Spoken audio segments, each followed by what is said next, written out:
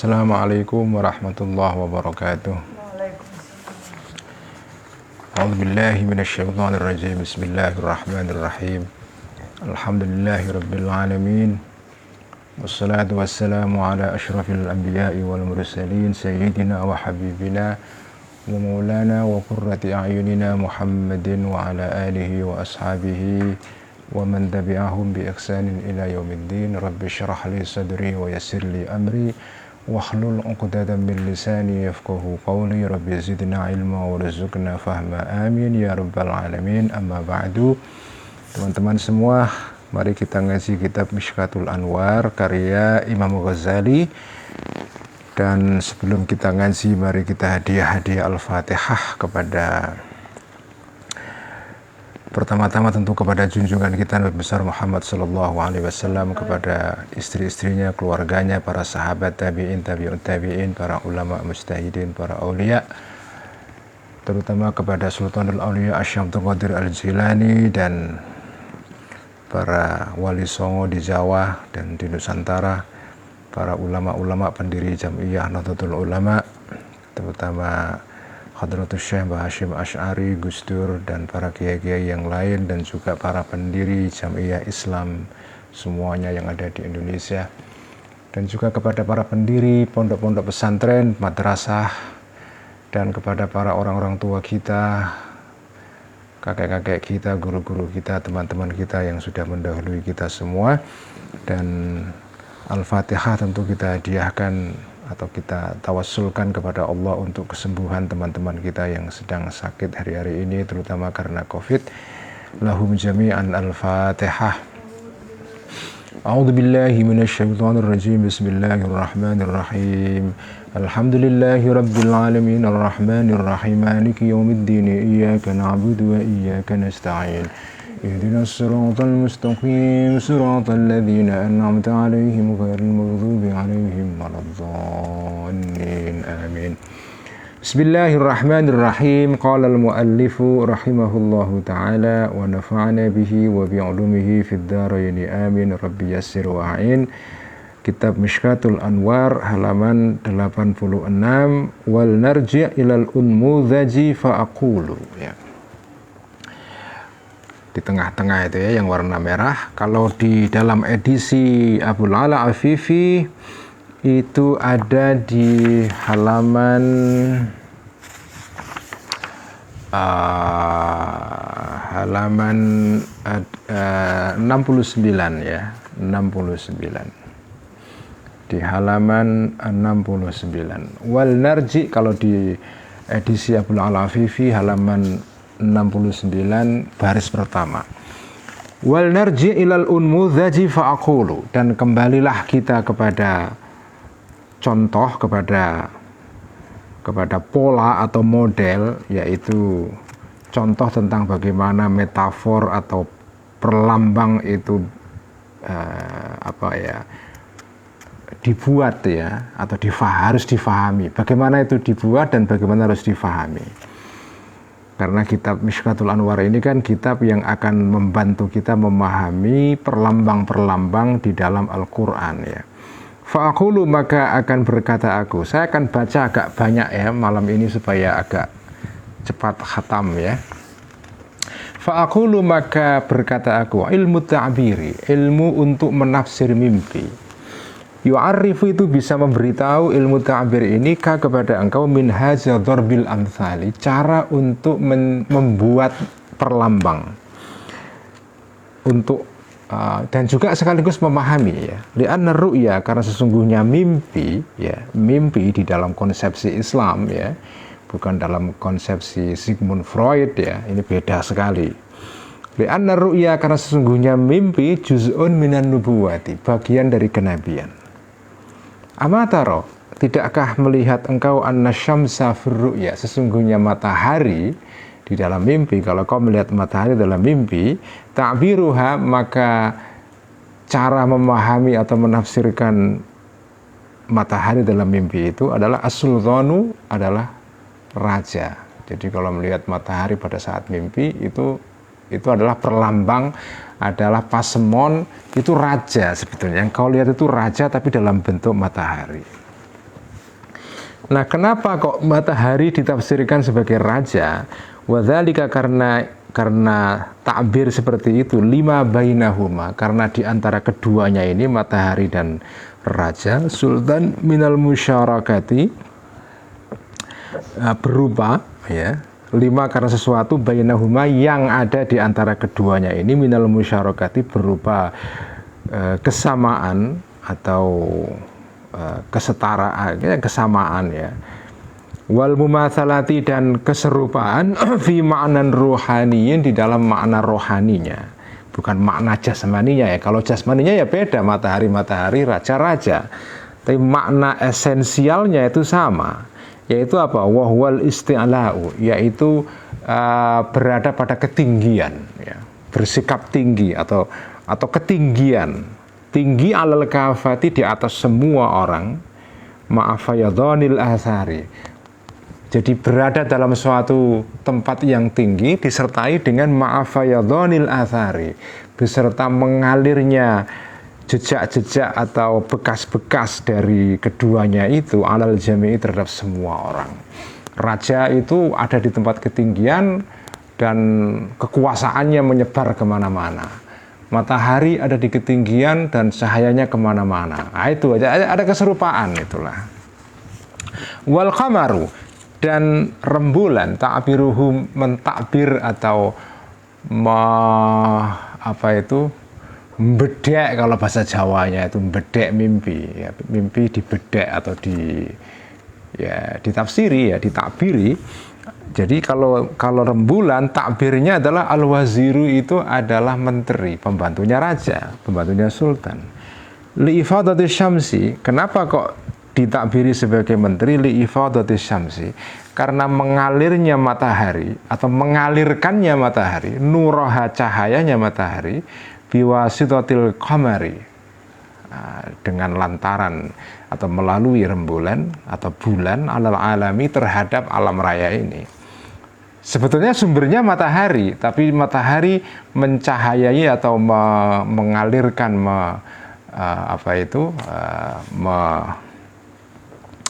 menyemburatkan cahayanya, mengirimkan cahayanya melalui perantaraan, yaitu berupa rembulan itu. Inda ghaibatiha, ketika matahari tidak ada.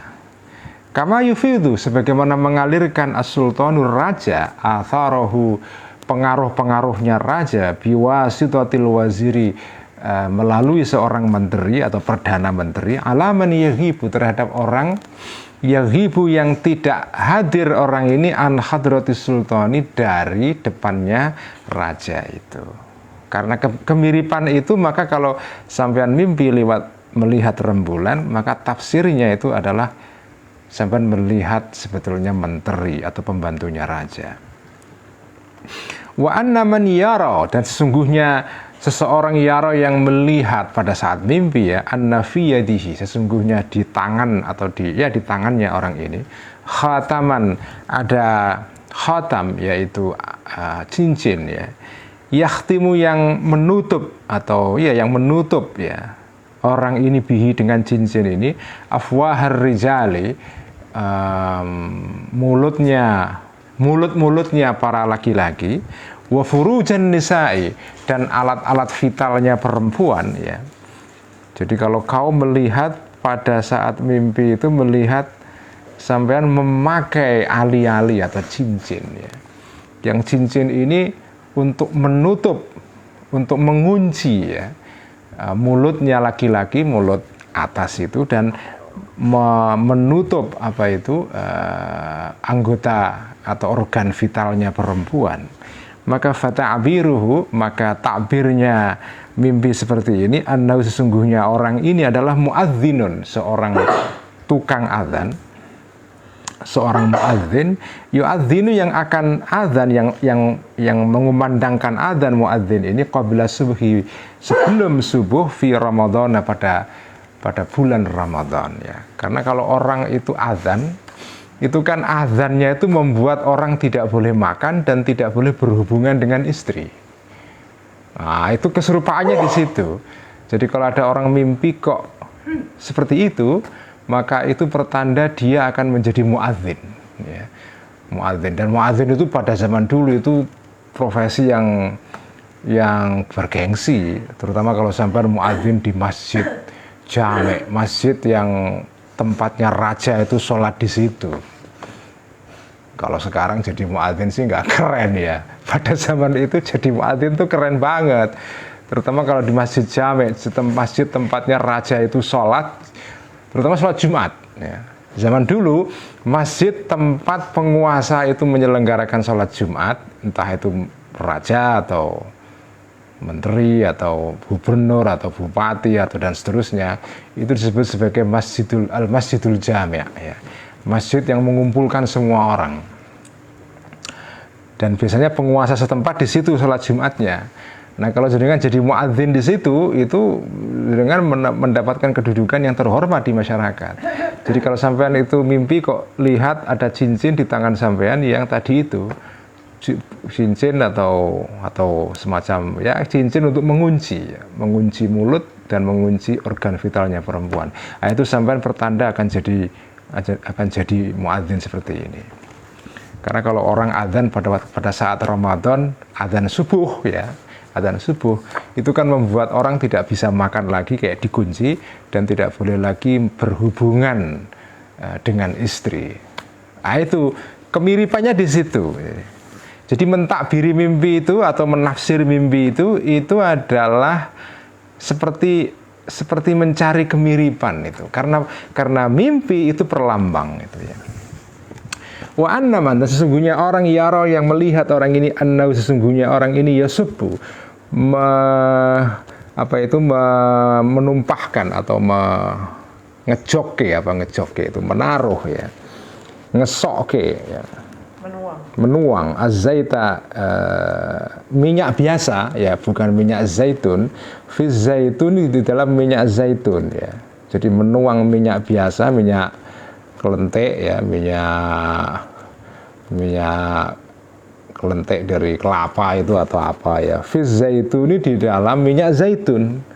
Jadi minyak biasa dicampur dengan minyak zaitun. Maka fata'birhu, maka tafsirnya mimpi seperti ini adalah anna tahtahu, sesungguhnya di dalam atau di bawah kekuasaan orang ini jariyatan ada seorang budak perempuan. Hiya, yang orang jariyah ini sesungguhnya perempuan budak ini adalah ibunya dia. Wa huwa la ya'rifu, dia tidak tahu. Tapi ini zaman dulu ketika budak masih ada ya.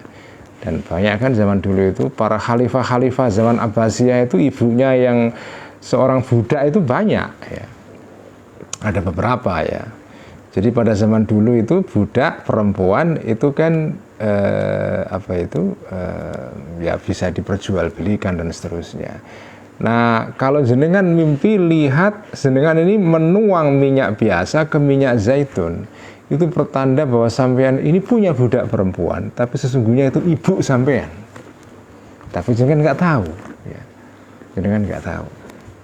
Wastiqsa'u abwabit ta'biri, dan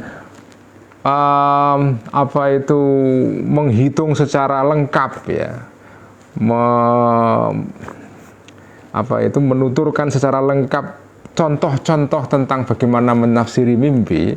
Kalau ini diterus-teruskan ya, nanti ngaji Mishkatul Anwar nggak selesai-selesai, sampai malah asyik kepingin belajar nafsiri mimpi, jadi dukun nanti malah ini nggak jadi belajar Mishkatul Anwar nanti. Ini kan contoh-contoh saja. Nanti kalau diterus-teruskan sampean malah ya, kalau mau terus-terusan nanti jenengan ke Mbah Zainal Wong-Wongan aja di Rembang sana. Wastiqsa'u abwabit ta'biri, dan menghitung secara lengkap contoh-contoh bagaimana menakbiri mimpi itu yaziduka akan menambah engkau ya, menambah istiqsa' ini kepada engkau unsan merasa senang. Bihadzal jinsi, dengan jenis ilmu ini, fala yumkinuni, maka tidak akan mungkin nih bagiku al-istighalu ba'da hadza, untuk meneruskan nulis kitab ini setelah ini. Nanti malah nggak jadi ngarang kitab Mishkatul Anwar. Udah stop, sekian saja. Ini contoh saja ini ya, ini contoh saja. Contoh cara menafsir mimpi. Nah, sekarang kita teruskan. Bal aqulu, bahkan atau sebaliknya akan mengatakan aku, sekarang kembali ke pokok pembicaraan, kama anna fil mawjudati. sebagaimana di dalam hal-hal yang maujud, yang ada, ya, al-aliyati, yang tinggi, hal-hal yang wujud di alam malakut, ya, alam ghaib, yaitu di alam atas sana, rohaniyati, yang bersifat rohani, ya. Ma, sesuatu, mithaluhu, yang perlambangnya sesuatu yang ada di langit sana itu, asyamsu, adalah matahari, wal qamaru, dan rembulan, wal kawakibu, dan bintang-bintang.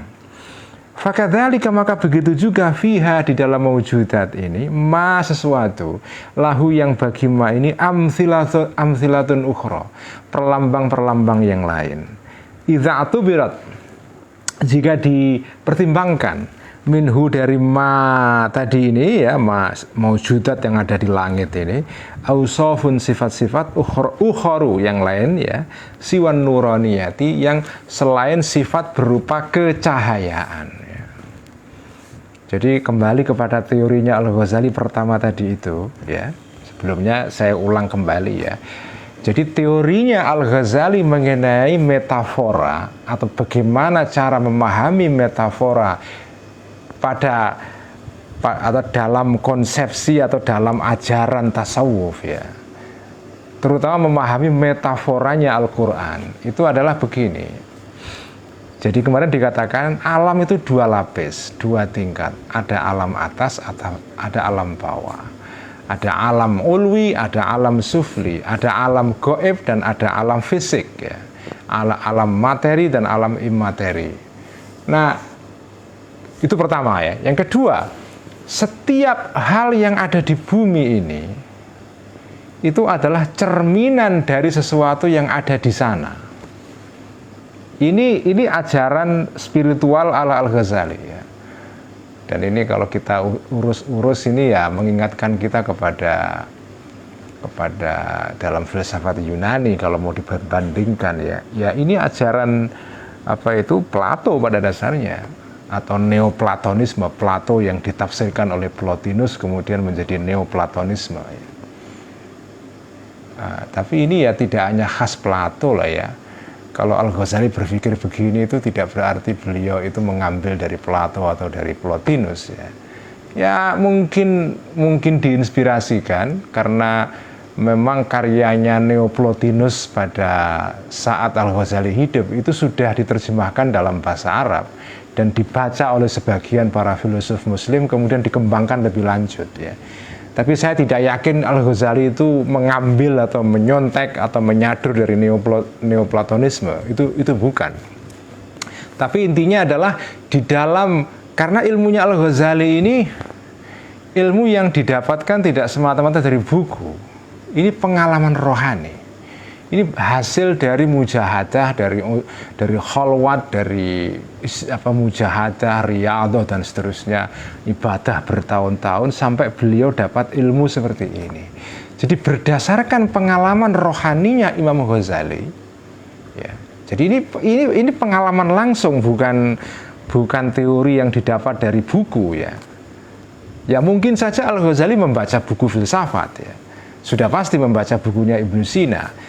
Tapi beliau juga melakukan suluk, ya, melakukan riyadhah, latihan rohani bertahun-tahun, ya, bertapa selama bertahun-tahun, dan beliau mendapatkan pengalaman rohani. Dan berdasarkan pengalaman ini beliau menyimpulkan bahwa segala hal yang ada di atas sana, di alam atas, di alam ghaib, di alam malakut, ya, itu ada tiruannya di bawah, ya. Jadi misalnya matahari, di bumi ada matahari, di langit sana itu ada sesuatu yang mirip matahari.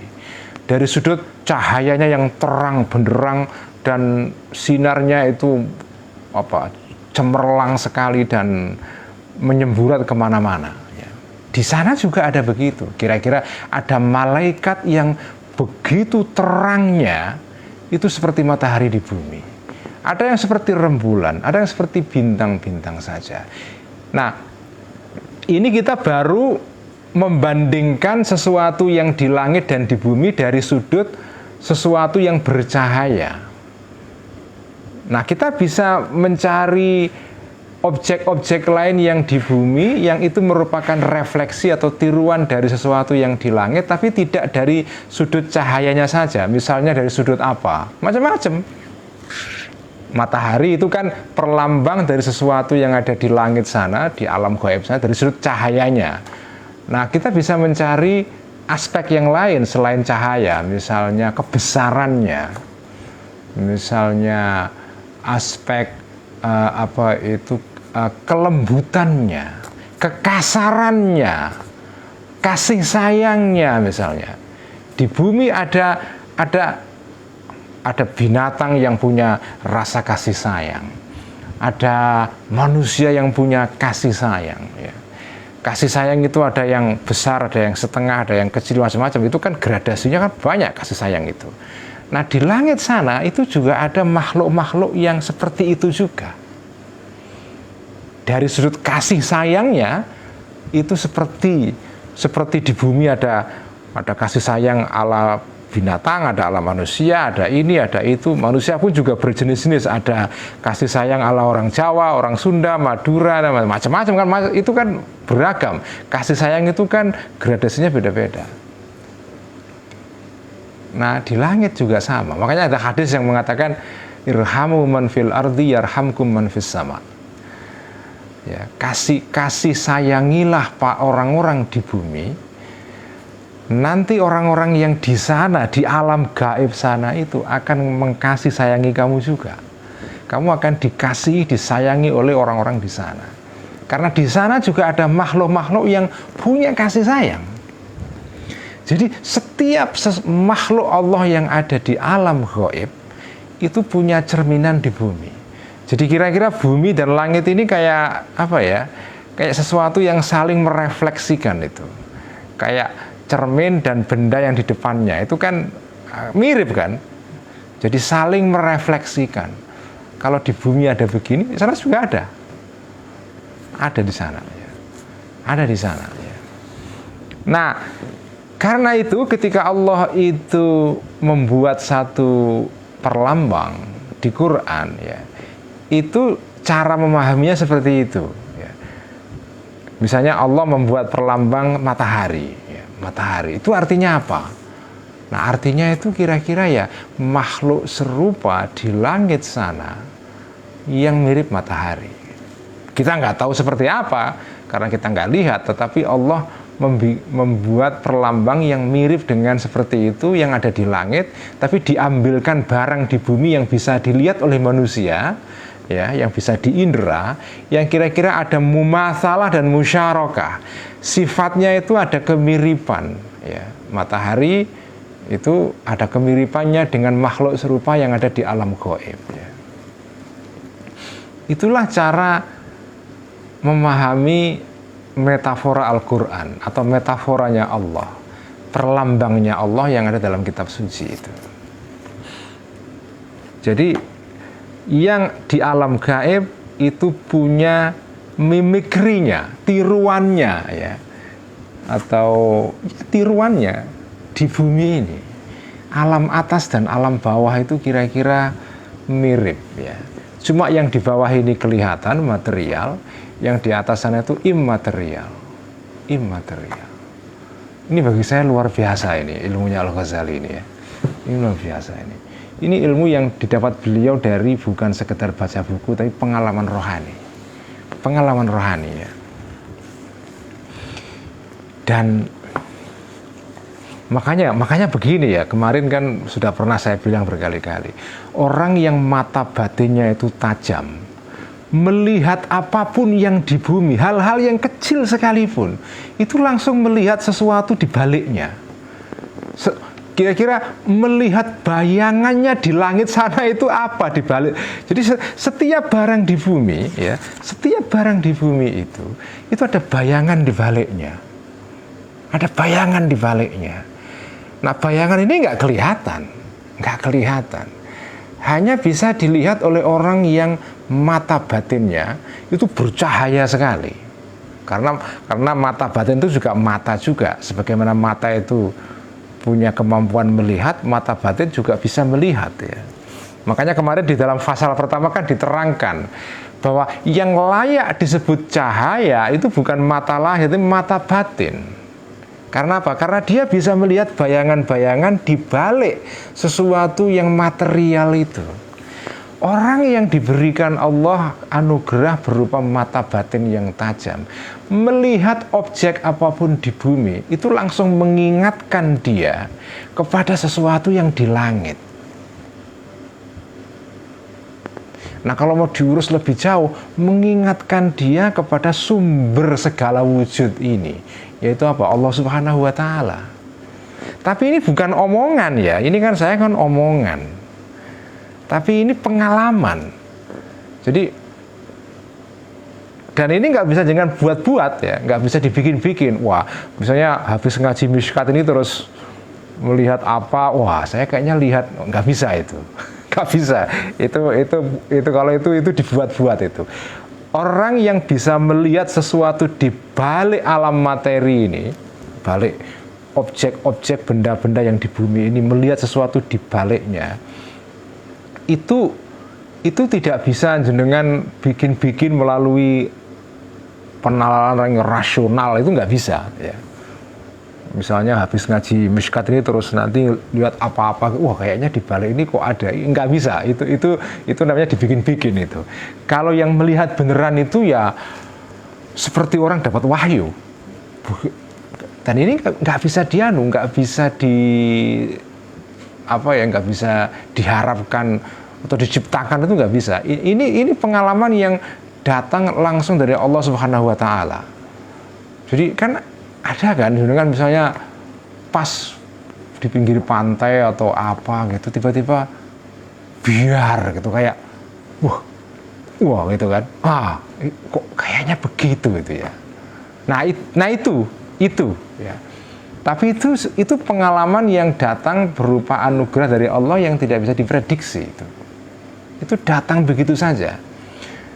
Cuma ya tidak begitu saja, karena orang yang bisa mengalami pengalaman ini juga batinnya memang harus bersih dulu ya. Makanya orang yang melatih dirinya secara rohani, secara spiritual ya, berupa mujahadah dan seterusnya, itu kemungkinan untuk bisa mengalami hal seperti ini itu lebih tinggi daripada kemungkinan orang yang tidak melakukan mujahadah itu. Dan tidak bisa, pengalaman rohani seperti itu nggak bisa jenengan bikin-bikin tanpa jenengan mempersiapkan diri sampean secara rohani ya. Mujahadah, riyadhah dan seterusnya. Makanya nggak bisa pengalaman seperti ini diperoleh dengan cara baca buku filsafat, itu nggak bisa, nggak bisa. Ya jenengan harus rekoso, harus kerja keras ya, kayak Al-Ghazali bertapa sampai 10 tahun di Masjidil Aqsa di Damaskus ya begitu. Puasa, sholat qiyamul lail, tahajud, zikir kepada Allah, dan ya kayak orang inilah, kayak orang ingin jadi atlet sepak bola yang top itu ya harus latihan tiap hari, latihan terus itu. Sampai jenengan mencapai tahap yang sangat canggih sekali Pak, tahap yang tinggi sekali. Begitu juga pengalaman rohani, nggak bisa dicapai hanya dengan baca buku filsafat, baca bukunya Ibnu Arabi Futuhat Makkiyah, nggak bisa itu. Ya jenengan baca Futuhat itu ya dapat ilmu, tapi ilmu namanya ilmu khobar, ya. Ilmu berupa ceritanya Ibnu Arabi setelah beliau mengalami pengalaman rohani yang luar biasa, dituliskan. Jenengan baca, itu sama dengan jenengan membaca kabar di koran itu. Nah, itu belum jadi sesuatu yang masuk kepada diri sampean kalau belum dijadikan pengalaman sampean sendiri ya. Makanya saya berkali-kali mengatakan ilmu-ilmu seperti ini itu pengalaman. Kalau jenengan baca itu jadi ilmu berita, bukan ilmu pengalaman, bukan ilmu mukasyafah, ilmu kashfi, ilmu dzauqi, ilmu khuduri, ya, ilmu yang hadir melalui pengalaman rohani.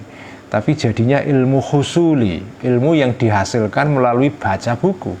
Ya bukan berarti baca buku jelek ya, yang bagus membaca bukunya Ibnu Arabi bagus, penting sekali, menyiapkan jenengan secara intelektual untuk bisa masuk ke alam rohani, bagus. Membaca kitab Mishkatul Anwar bagus ya.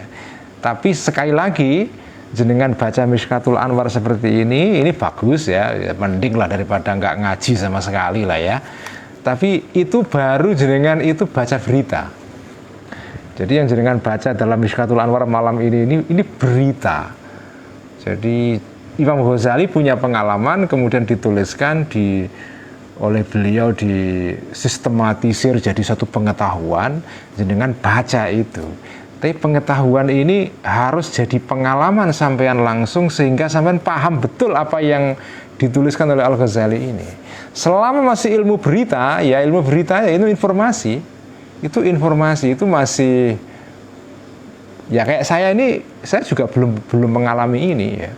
Saya hanya baca berita saja ya. Ya syukurlah kita masih bisa baca berita baik ya, daripada berita hoax dan seterusnya. Ya, ini masih keren lah ya, masih keren. Tapi yang ingin mau saya katakan begini, jangan sekali-kali jenengan merasa kalau sudah baca bukunya para sufi itu jadi sufi. Sudah baca bukunya Ibnu Arabi itu terus sampean sudah merasa kayak wali agung gitu, kayak wah sudah enggak, itu bukan begitu. Bukan begitu. Jenengan baca buku tasawuf yang paling canggih sekalipun itu belum membuat sampean jadi seorang salik, belum menjadikan sampean sebagai seorang ahli tasawuf ya, atau menjadi sufi. Itu baru berita tentang kehidupan rohaninya para sufi. Sebagaimana jenengan membaca ceritanya orang yang makan di warung yang enak. Wah, ini ada makanan enak sekali, digambarkan berjela-jela. Wah, seritik digambarkan luar biasa. Jenengan baca, ya ngiler tok. Ya, nggak dirasake, nggak pernah merasakan langsung ya, sampai hanya membayangkan saja. Oh iya ya enak, tapi di pikiran, tapi bukan di pengalaman itu. Ya, tapi dengan mengatakan begini bukan berarti ngaji Mishkat nggak penting ya, ngaji Ihya tidak penting, enggak, karena ilmu itu anugerah Allah juga ya. Ilmu itu penting karena anugerah Allah juga, dan ilmu itu adalah cahaya Allah juga. Jadi ya minimal kita belajar ilmunya orang-orang yang pernah mengalami pengalaman rohani seperti ini. Ya kita berharap, berdoa pelan-pelan kita bisa mendapatkan anugerah dari Allah mengalami seperti ini. Minimal kalau sudah tahu begini kan ngerti lah ya jalannya kemana kalau kita mau melakukan suluk itu kemana.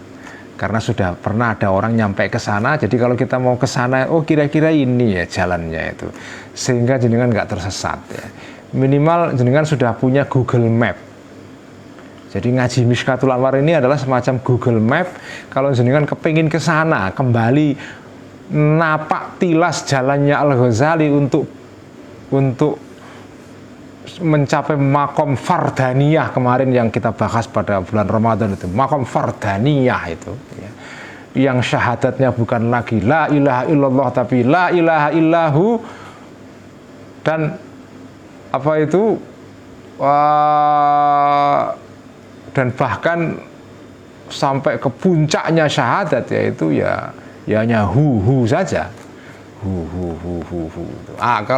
Kalau ingin ke sana itu kira-kira ya ini jalannya itu ya. Ini kira-kira ini. Jadi begitu ya. Jadi cara memahami metafora atau perlambangnya Allah itu begitu. Yang ada di langit itu ada cerminannya di bumi. Kalau jenengan melihat sesuatu yang di bumi itu sama dengan melihat sesuatu yang di langit. Asal jenengan paham, asal rohaninya jenengan tajam dan bisa melihat itu. Ya kalau enggak ya melihat misalnya taman, ya sudah selesai taman saja, nggak ada apa-apa di baliknya. Tapi orang yang punya ketajaman dan sensitivitas rohani yang luar biasa, melihat taman yang indah itu dia tidak sekedar melihat taman saja, melihat taman and beyond, ya. Taman dan sesuatu yang dibalik taman. Karena apa? Karena dunia material di bawah ini, alam sufli, alam bawah, itu sebetulnya refleksi tiruan dari alam yang di atas sana. Dan bahkan yang hakiki itu di sana, yang di bawah ini semua, ini alam-alam tiruan saja, ya. Tiruan aja indahnya seperti ini, apalagi aslinya, itu kan, apalagi aslinya. Jadi begitu, itu intinya begitu pokoknya. Ya.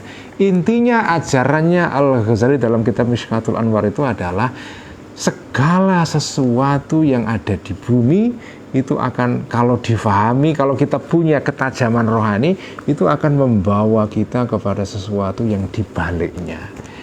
Dibaliknya itu apa? Alam ghaib, alam malakut, alam ulwi, alam atas, alamnya para malaikat, dan ya kita nggak bisa mengatakan alamnya Allah ya, karena Allah tidak punya tempat, tetapi kira-kira Allah itu kan sesuatu yang gaib ya. Jadi ya kita melihat dunia ini itu ya akan sampai kepada Allah juga itu ya. Fa in kana fi tilkal mawjudati ma huwa tsabitun la yataghayyaru. Nah, sekarang diberi contoh oleh Al-Ghazali ini tentang contoh-contoh perlambang di Quran ini. Fa in kana, jika ada fitil kal mawjudati, di dalam mawjud sesuatu yang ada yang bersifat rohani di atas, di dunia atas sana, ma sesuatu huwa yang ma ini sabitun, tetap permanen, la yataghayyaru, tidak berubah-ubah, wa azimun, dan besar, la yustasgharu, yang tidak bisa dianggap kecil, wa minhu, dan dari sesuatu ini tanfaziru, mengalir ya, ila audiyatil qulubi, kepada apa itu audiyah itu apa ya, tempat mengalir air itu di lembah gunung itu apa ya namanya ya, apa namanya ya, di gunung tempat kalau ada air mengalir di apa ya, bukan sungai ya, lebih kecil dari sungai itu apa namanya ya,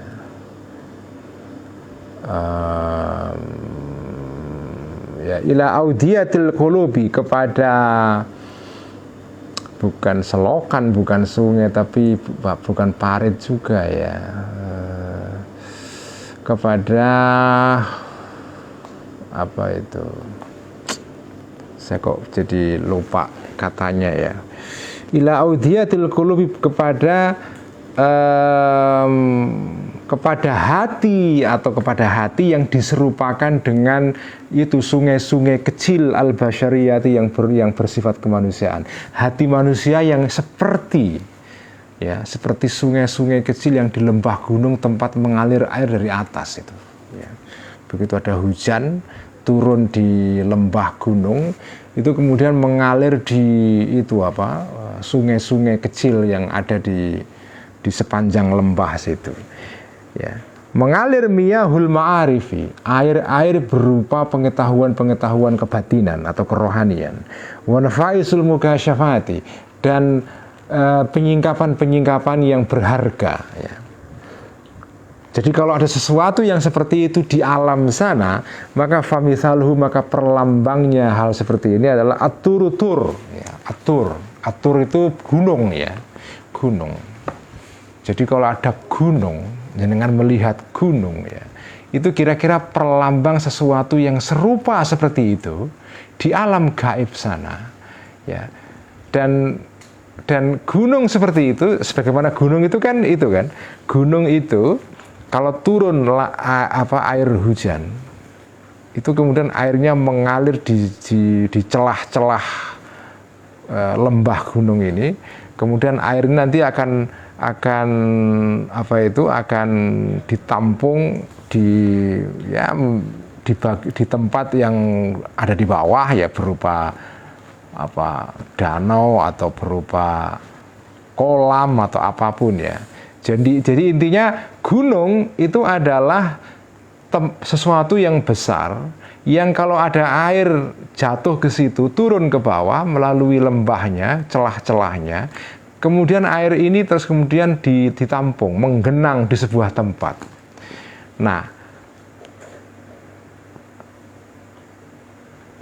di alam sana, di alam rohani sana, di atas sana, ya, itu juga ada hal seperti itu. Kenapa? Karena di alam gaib sana itu ada makhluk Allah yang seperti itu, seperti gunung seperti itu, yang menjadi sumber pengetahuan bagi manusia. Karena ilmunya Allah itu diberikan manusia kan lewat para malaikat-malaikat ini.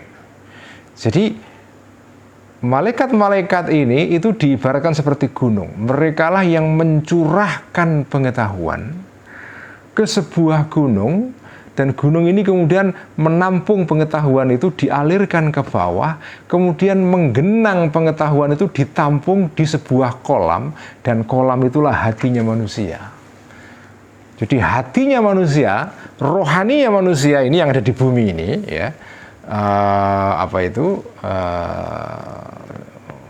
kemampuan rohani kita ini, entah akal, jiwa, intelek, dan seterusnya ini, itu diibaratkan kalau dalam sebuah gunung itu, kita ini seperti dam, seperti tempat untuk menampung air, seperti rawa pening. Kalau di Jawa Tengah ada danau namanya rawa pening, bukan danau ya ini apa, rawa pening itu,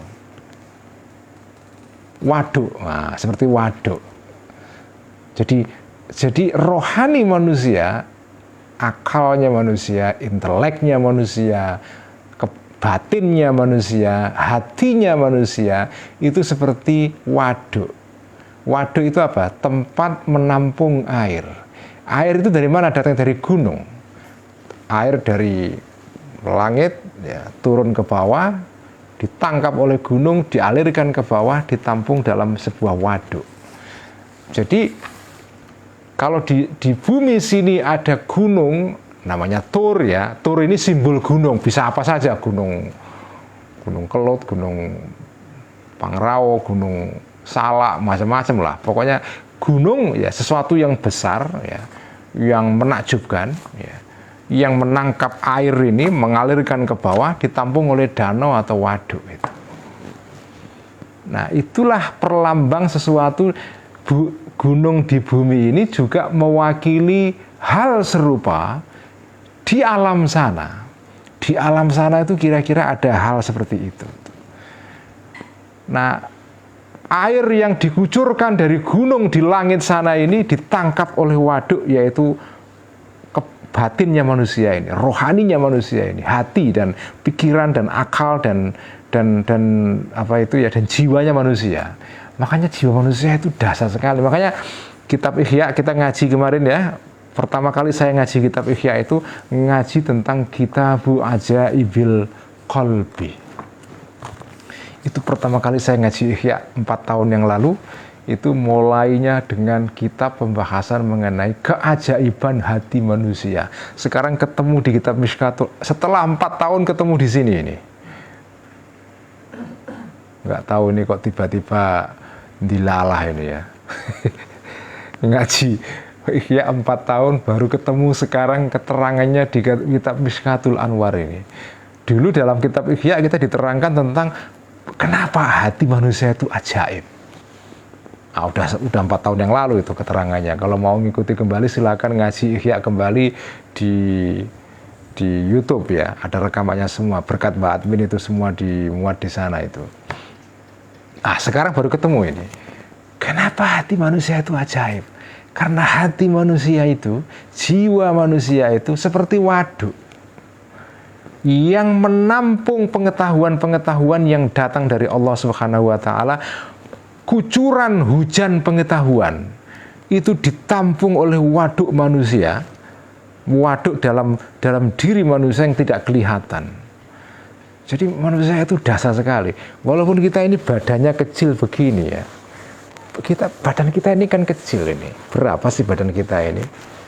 Tingginya paling kalau orang Indonesia 175, 180 paling tinggi itu udah.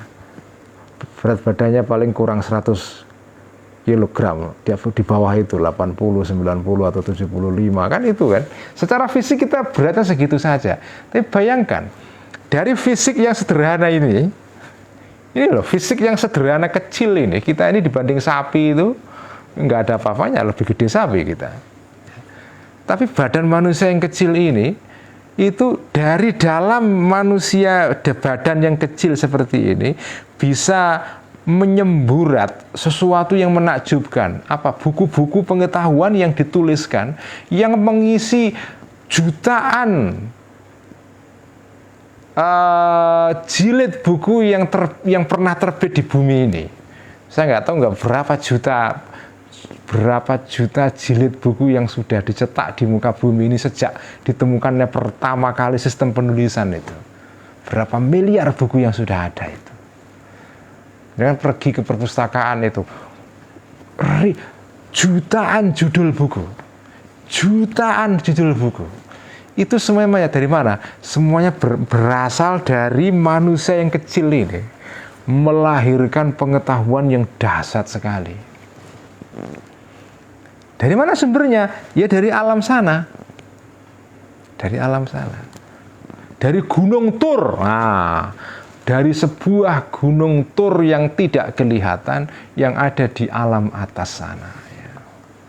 Penjelasan seperti ini akan diketawain oleh orang-orang yang nggak percaya alam gaib. Ya nggak apa-apa. Ya, kalau jenengan pandangannya materialistik, nggak percaya Tuhan, nggak percaya alam gaib, ini nggak masalah ya. Ini kan pandangan orang yang beriman ya. Pandangan orang beriman yang punya pengalaman rohani itu melihat manusia itu ajaibnya di situ.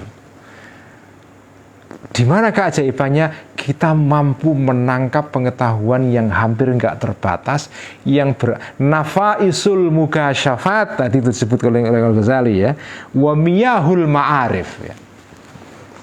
Air pengetahuan dan penyingkapan yang berharga sekali, nafaisul mukasyafat yang datang dari Allah sana, dari Gunung Tur sana, mengucur ke bawah, mengalir ke bawah, ditangkap oleh waduk-waduk, yaitu berupa manusia ini. Nah, waduk itu macam-macam ya, waduk itu macam-macam. Ada waduk itu yang besar sekali, ada yang kecil. Makanya manusia itu bisa menangkap hujan pengetahuan yang datang dari Allah ini beda-beda. Ada yang kemampuan menangkapnya itu banyak banget ya. Ada yang kecil, tapi pasti dapat. Ya. Sedikit atau banyak itu dapat kita. Itu ajaibnya manusia itu di situ ya.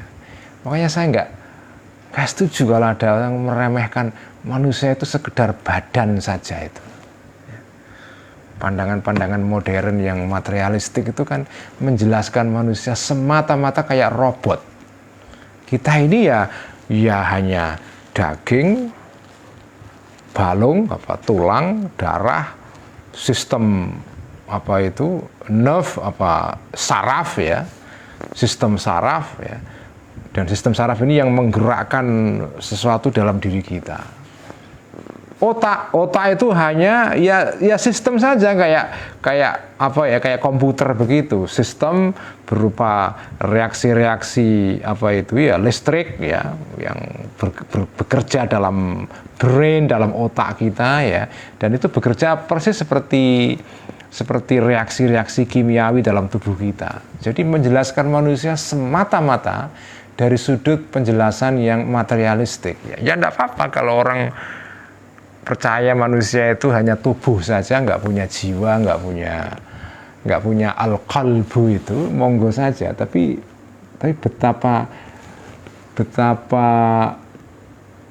betapa sengsaranya kita kalau direduksi kita ini hanya sebuah robot saja itu ya, mesin yang hidup itu ya. Betapa nggak berharga, betapa kita ini ciptaan yang ajaib dari Allah kemudian kita rendahkan itu. Kalau bagi saya ya, saya menghargai sains, saya mengagumi sains, terutama sains yang ditemukan oleh orang Barat itu ya, dahsyat itu.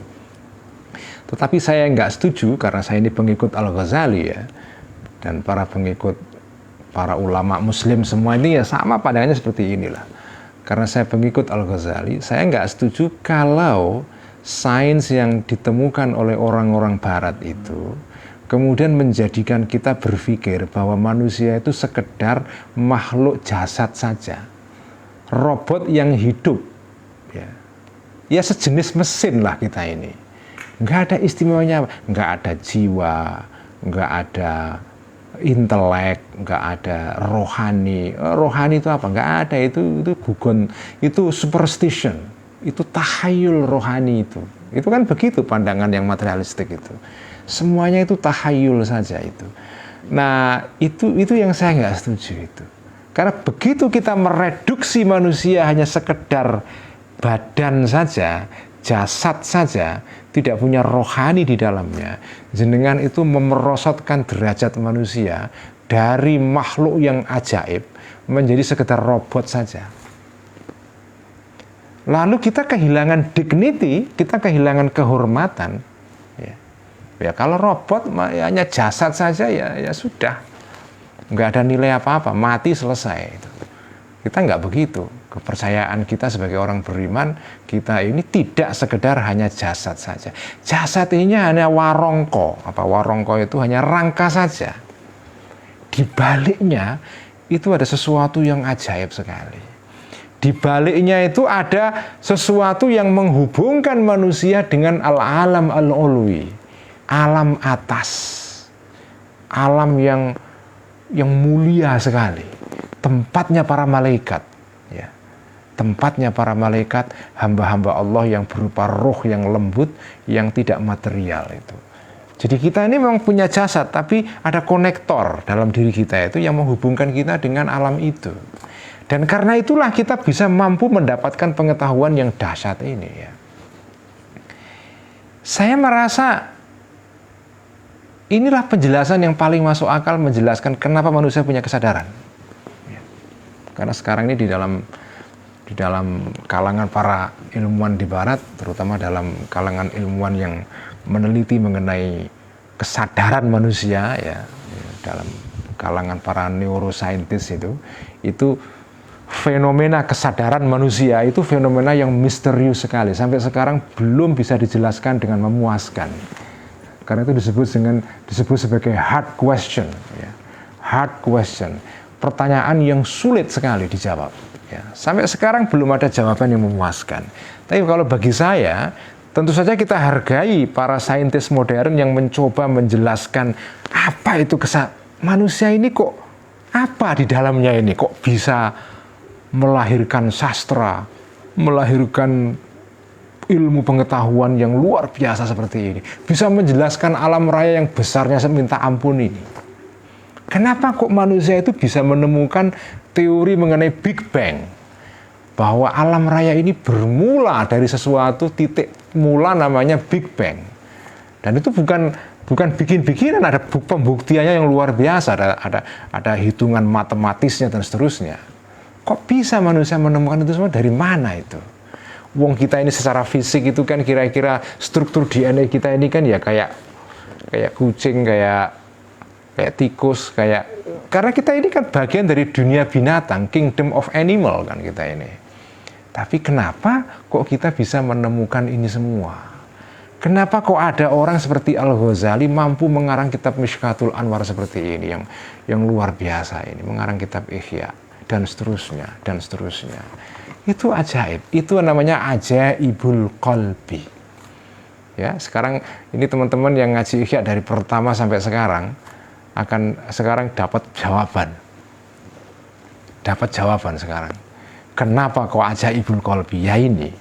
Karena apa? Karena qalbu manusia itu menghubungkan dengan al-alamul suf, al-alamul ulwi, alam atas sana, ya.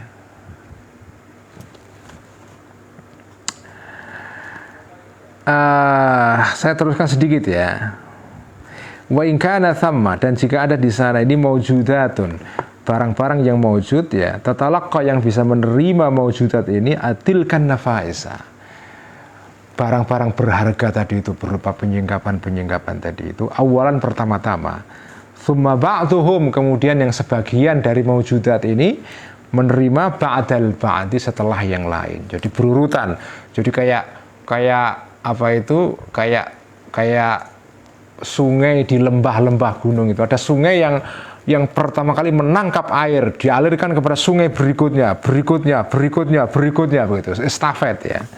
Nah, begitu juga itu kalau ada sesuatu yang di langit sana seperti itu, maka famithaluhu, maka contohnya atau perlambangnya barang seperti ini kalau di bumi dibuat perlambangnya, bentuk fisiknya itu adalah al-wadi, seperti wadi. Wadi itu ya tadi itu sungai di gunung itu ya. Wa in kanat, jika ada an-nafaisu, hal-hal yang berharga berupa penyingkapan ilmu-ilmunya Allah tadi itu, ba'da tisaliha, setelah ketemunya an-nafais bil qulubil basyariyati, dengan hati atau jiwa-jiwa manusia ya, tajri tajri khobarnya ingkanat ya, khobarnya ingkanat mengalir ya, atau berjalan ini ya, an-nafais ini min qalbin, dari satu hati ila qalbin, kepada hati yang lain ya. Jadi pengetahuan itu kan setelah ditangkap manusia kemudian dialirkan ke manusia yang lain. Itu seperti sungai yang satu mengalirkan air ditangkap oleh sungai berikutnya. Jadi ketika jenengan mengajarkan ilmu kepada orang lain itu seperti itu. Dapat ilmu dari langit dialirkan ke hati yang lain, ke jiwa yang lain. Seperti sungai menangkap air dari gunung dialirkan ke sungai berikutnya. Estafet sampai ke air ini menggenang atau dikumpulkan di sebuah tempat, waduk atau bahkan samudra, laut ya. Akhirnya kan laut juga itu ya. Maka fahadhil qulubu, maka hati seperti ini itu adalah aidon juga perlambangnya, audiyatun, seperti sebuah sungai-sungai ya.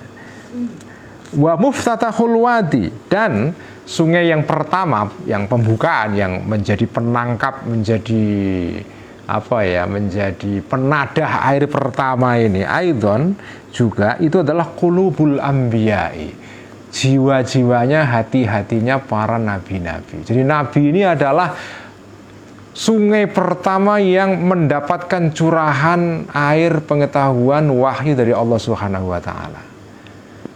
Jadi itulah para nabi itu. Dan nabi ini kemudian mengalirkan air ini kepada sungai-sungai berikutnya, kepada para sahabat, tabi'in, tabi'ut tabi'in, sampai kepada kita semua ini. Jadi kita ini orang Islam ini, jiwa kita ini seperti sungai-sungai kecil yang menangkap air yang dulunya kalau diurut-urut itu, dulunya asal usulnya itu dari sungainya para nabi-nabi itu. Mata air ilmu kita ini semuanya dulunya dari para nabi-nabi itu. Alaihimussalatu wassalam ya. Tsummal ulama'i, kemudian kepada kemudian hatinya para ulama ya, tsummaman, kemudian hati atau jiwanya orang-orang ba'dahum, yang setelah para ulama itu. Jadi ulama itu tugasnya adalah sungai yang menangkap air dari para nabi-nabi dialirkan ke orang-orang lain itu. Jadi kita ini kayak kalau sawah itu ya, kita ini mendapatkan irigasi. Kita ini diairi oleh parit-parit kecil yang berasal dari suatu waduk besar, yaitu para nabi-nabi itu. Alhamdulillah ya, kita hidup ibarat pohon begitu, sawah itu padi ya, hidup kita sehat, segar. Maksudnya rohani kita hidup semua ini karena air-air yang dialirkan parit-parit yang berasal dari waduk besar, yaitu para nabi-nabi itu yang menangkap ilmu dari Allah Subhanahu wa taala dari gunung namanya Tur yang di langit sana. Jadi kita ini harus bersyukur kepada Allah Subhanahu wa taala karena kita ini dapat irigasi air yang bermutu sekali ya, airnya berkualitas, yaitu ilmunya para nabi-nabi ini. Alhamdulillah ya. Dan kitab Mishkatul Anwar ini juga, ini kayak parit juga, ini kayak parit yang mengalirkan ilmunya para Kanjeng Nabi Muhammad SAW ya.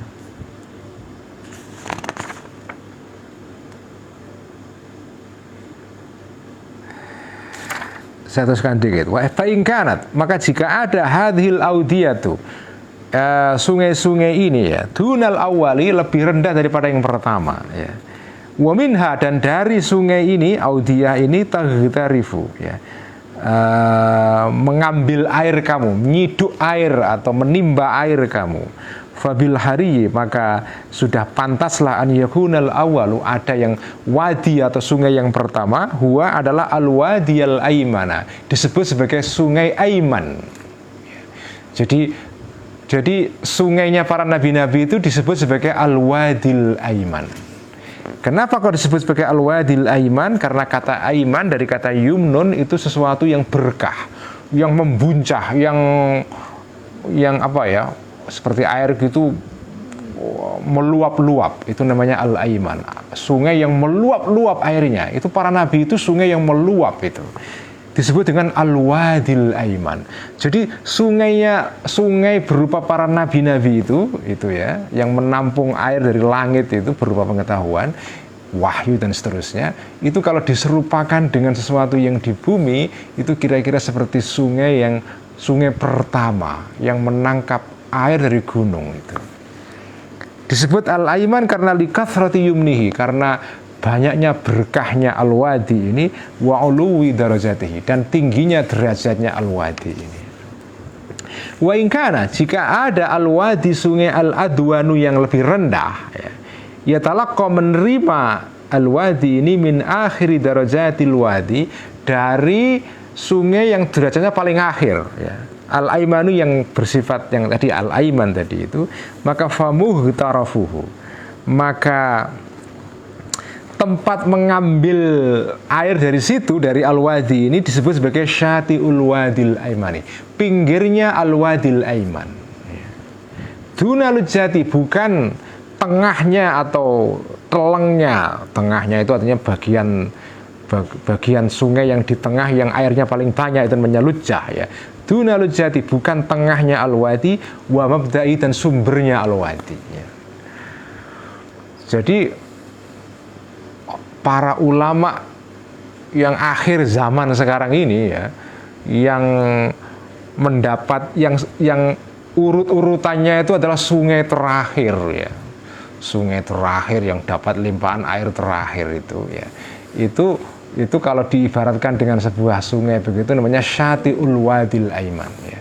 Jadi sesuatu yang ada di pinggir. Jadi para ulama sekarang ini itu kira-kira pinggirannya sungai para nabi-nabi ini ya.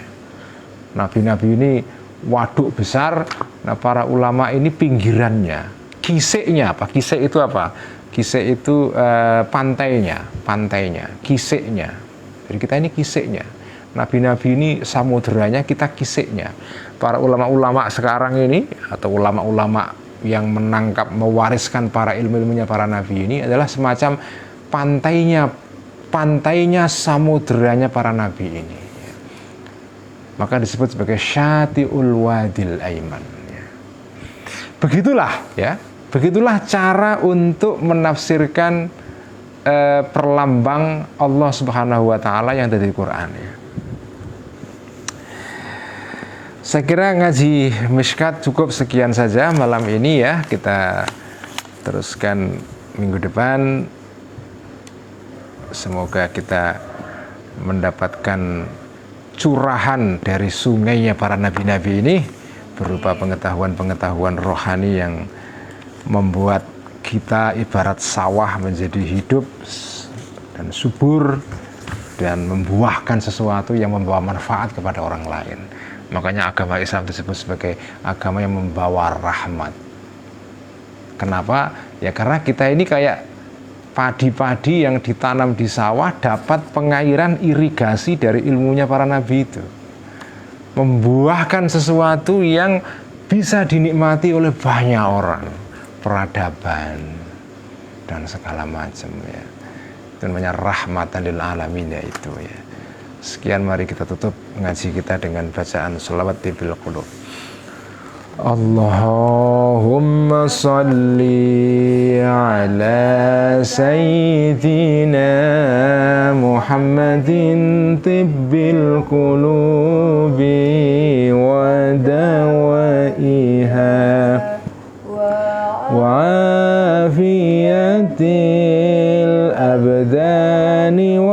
وشفائها ونور الأبصار وضيائها وعلى آله وصحبه وسلم. اللهم صل على سيدنا محمد طب القلوب ودوائها وعافية الأبدان وشفائها ونور الأبصار وضيائها وعلى آله وصحبه وسلم. اللهم صل على سيدنا محمد طب القلوب ودوائها وعافية الأبدان وشفائها ونور الأبصار وضيائها وعلى آله وصحبه وسلم. Sekian, wassalamualaikum warahmatullahi wabarakatuh.